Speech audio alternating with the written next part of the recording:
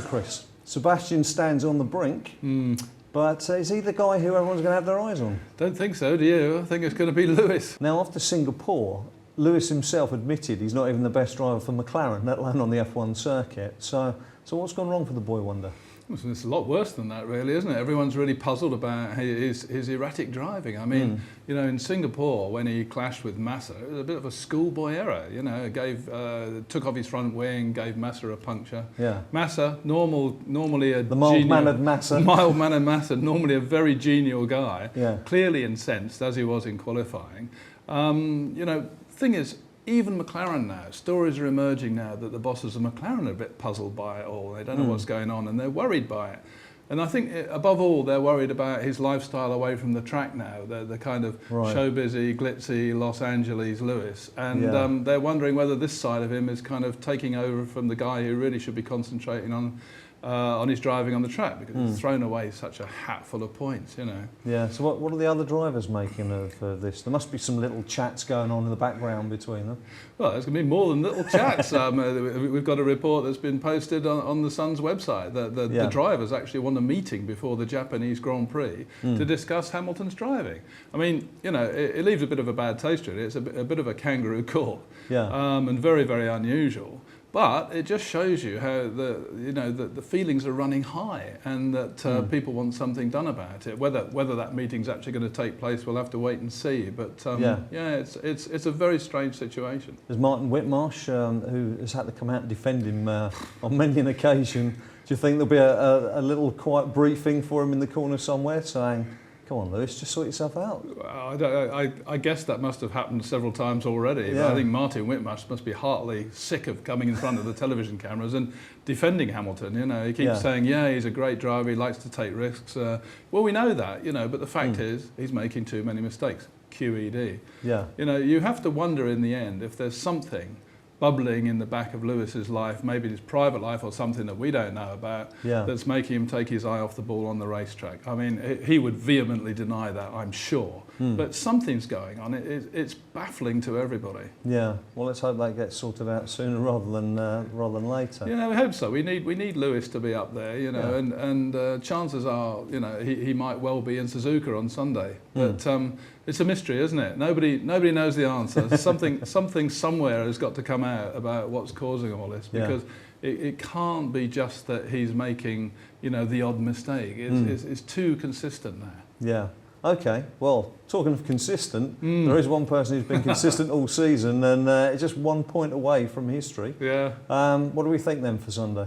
Well, I think he's going to score more than 1 point for a start. Yeah. And if you ask me, he's going to score 25 and win again, because the guy looks absolutely peerless, doesn't he? What can you say about him? Just sort of sticks the Red Bull on pole position. The lights go out. He clears off into the distance. The one guy that you never see during the race, if you watch it on telly, is Vettel, because he's always out front doing his own thing while all the drama and the excitement's going on behind him. Yeah. Amazing season, and you know, you have to tip your hat to him, really. Yeah, and great performance last time out. That's obviously put him in this winning position. Yeah. I don't think we're expecting Jenson to pull off any shocks and get all these wins needed in the back end of the season, because there's no way that Vettel's going to fail, surely. No, Jenson's got to win 5 times and Vettel not scoring, so no, that's not going to happen. Having said that, Japanese Grand Prix is kind of Jenson's second home race.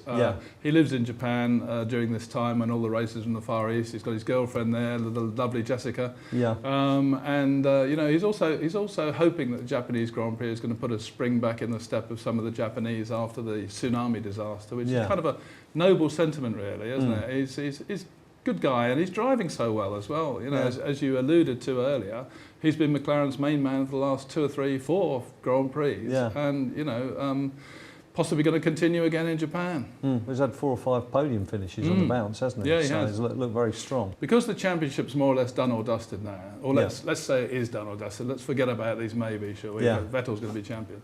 I think a lot of the teams are already talking about concentrating on next year's cars. Right. Possibly including Red Bull. And so I think possibly the status quo is going to be maintained till the end of the season. Doesn't mean to say there's not going to be any exciting racing or anything like that, but I don't think we're going to see any massive change in the order of things. So you know, you expect Red Bull, McLaren, Ferrari at Suzuka. what does Mr. Webber make of this, do we think? Because he's always there in the pack just behind, isn't he? You must see Vettel go off into the distance. I think is that a mark of just how good Vettel's been? Because he has got someone in a car that's geared up very much the same. I think so. But he's off into the distance. He is, and Christian Horner always comes back when people suggest to Christian, the boss of Red Bull, you know, is it all down to the car? And Adrian Newey is design genius. He always points out, well, hang on, you know, we're running two cars, and they're exactly the same car. And Vettel's world champion, and Webber's back in the pack. Well, you know, well up in the pack, but he's. And so, you know, it's a fair point. I think Vettel's just had one of the greatest years ever in Formula One, frankly. Okay, well, Sunday in the circuit at Suzuka, can you tell us a bit about that? Well, I think it's up there with the great circuits myself. I love it. It's up there with Monza and Silverstone and Monte Carlo. It's got some great corners. My personal favourite is the long left-hander called Spoon Curve, which is always value for money. And then you've got the fabulous 130R just before the finish line, with a very, very fast left-hander. Right. Seen of some pretty horrendous accidents in the past.